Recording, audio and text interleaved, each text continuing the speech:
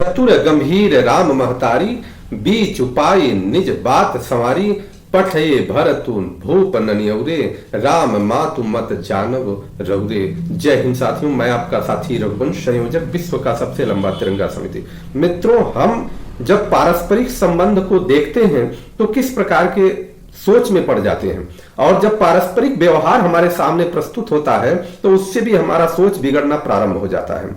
हम जब किसी से द्वेष पूर्वक निर्णय लेते हैं या किसी से ऐसे सोचते हैं कि अगला व्यक्ति हमारे बारे में क्या चिंतन कर रहा है, हो न हो उस व्यक्ति की ऐसी रचना ही थी और इस रचना के कारण मेरे खिलाफ ये कार्य कर रहा है, उससे कई घटनाएं ऐसी होती हैं जो जुड़ती जाती हैं और हमको लगता है कि उस व्यक्ति की कोई भी गलती न होने पर भी ईश्वर की कृपा से कुछ घटनाएं ऐसी होती हैं जो स्वतः उससे अटैच हो जाती हैं और हमें पूरी तरह से एक प्रमाण मिल जाता है कि वो देखिए यही कारण था कि मेरे विरुद्ध में था।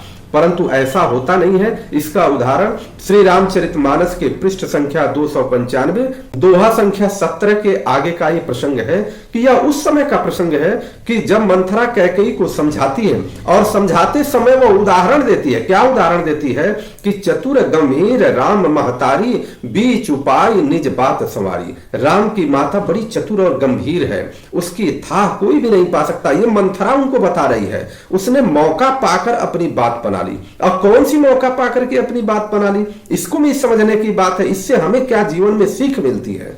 कौन सी मौका पाकर के उसने बात बनाई कि पठये भरत भूप ननियौरे, राम मातु मत जानव रौरे।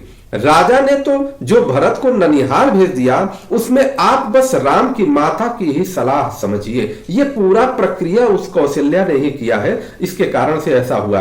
हालांकि ऐसा हुआ नहीं था, परंतु यह प्रसंग इतना, जब श्री रामचंद्र जी का राज्याभिषेक हो रहा था तो उस समय भरत जी ननिहाल में थे। राज्याभिषेक की चर्चा प्रारंभ हुई थी तो उस समय भरत जी ननिहाल में थे और उस समय ऐसा सटीक ये बैठ गया कि जिसके कारण मंथरा को भी ये मौका मिल गया। इसी तरह से आप देखिए कि कहीं ऐसा तो नहीं है कि कोई आपके पास में मंथरा स्वरूप में ही है कि जो आपके प्रियजनों के बीच में द्वेष, प्रियजनों के बीच में एक तरह से दुराव कराने का एक व्यवस्था हो, व्यवस्था के साथ साथ ऐसा गणित लगा रहा है कि जो एक दूसरे से सेट करने का प्रयास कर रहा है। ये संभल के रहिए, तब जाकर के हमारा परिवार, हमारा समाज और हमारा राष्ट्र सुख समृद्धि की तरफ बढ़ेगा।